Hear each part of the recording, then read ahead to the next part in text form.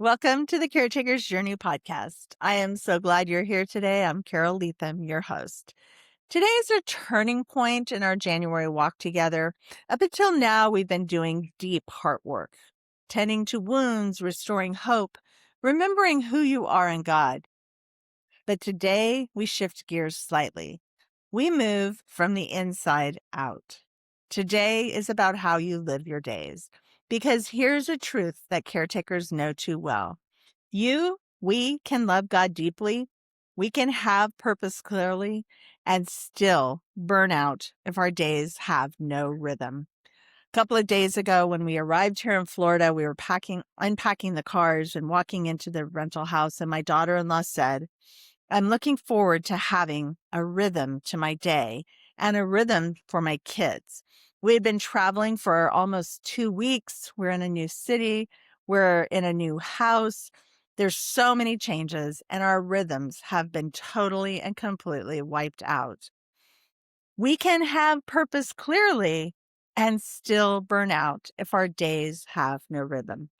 Caretakers don't need rigid schedules. We don't need color-coded planners or perfect routines, although there is a benefit to those. What we really need are sustainable rhythms, gentle, life-giving patterns that carry us through those long seasons without draining the life out of us. Rhythms that fit our capacity, rhythms that respect our limits, rhythms that invite God into the ordinary moments of caretaking. This episode is not about adding more to your plate. It's about arranging your days so your soul can breathe. Take a deep breath. Let's begin with something I like to call rhythms that reflect wisdom. Psalm 90:12 is a prayer, not a command. Teach us to number our days, that we may gain a heart of wisdom. Notice, this verse is not about productivity. It's not about squeezing more into our time. It's about wisdom. Biblical wisdom is not rushing. Wisdom doesn't cram. Wisdom doesn't force. Wisdom creates space for God to move. Caretakers often live in reaction mode, responding to needs, emergencies, medications, emotions, or interruptions. And over time, living reactively drains our strength. Wisdom says, let's create rhythms instead of reacting constantly. Not strict schedules, not pressure-filled routines. Rhythms that are gentle, flexible, that move with the season we're in. Here are a few life-giving rhythms every caretaker can begin, no matter how full your day is. A morning breath of God. This doesn't require a long quiet time. It doesn't require silence or a journal or coffee that's still hot. It can be 60 seconds before your feet hit the floor and whisper, Lord, lead me today. That single breath realigns your heart from self-reliance to God dependence. You are not stepping into your day alone because God is already there. How about a midday pause? Caretaking days can become a blur, hours disappear. A midday pause interrupts the blur. It can be a 30-second while washing your hands pause, while waiting for water to boil for a tea bag, while sitting in your car. Stop, breathe, and say, God, meet me here. This pause invites God into the middle where fatigue usually settles. What about an evening release? Caretakers carry the day into the night. I know I do. Mentally replaying what went wrong, what we forgot, what we wish we'd handled differently. An evening release says, I'm done carrying this. Write down one thing God carried you through today. Not 5, not 10, 1. This trains your heart to notice faithfulness, even on those hard days. These rhythms are not chores. They are soul protection. Purpose thrives in peaceful structure. Let me tell you a story I like to call the 3-minute reset.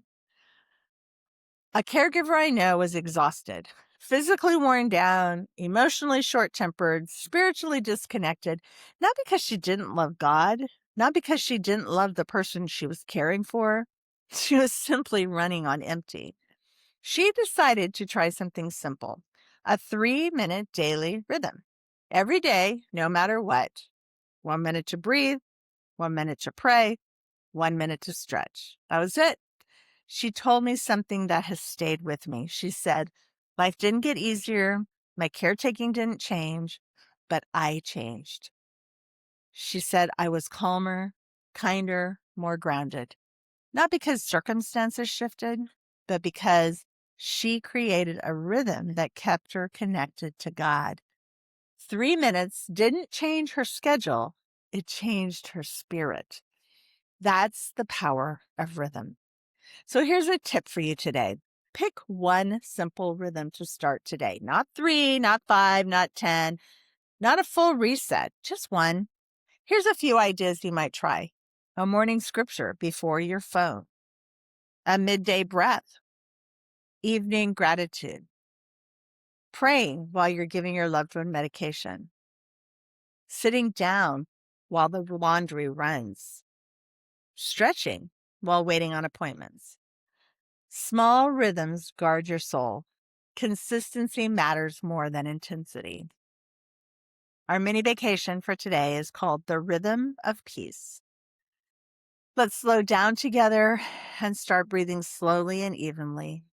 In through your nose, out through your mouth. Close your eyes and picture yourself sitting on the sand at the edge of the ocean. Gentle waves are rolling onto the shore. You can hear them. You can see them. You can smell them. They're steady, peaceful, patterned. There's no rushing. There's no crushing. Imagine your day finding that same type of rhythm. Not chaotic, not overwhelming, just steady and held, flowing in and out on the beach. Say softly, "Lord, would you order my steps?" Now sit in the stillness at the edge of the water and let God settle your soul. Lord, teach us how to live wisely in our days, not rushed, not burnt out, not striving. Help us find rhythms that sustain rather than exhaust, habits that restore rather than drain, patterns that keep us connected to you. Order our steps, protect our peace, strengthen our heart. As we close today, here's your purpose challenge. Choose one sustainable rhythm and begin it now. Not tomorrow, not next week, today, right now. Let rhythm, not pressure, carry you forward from this moment on.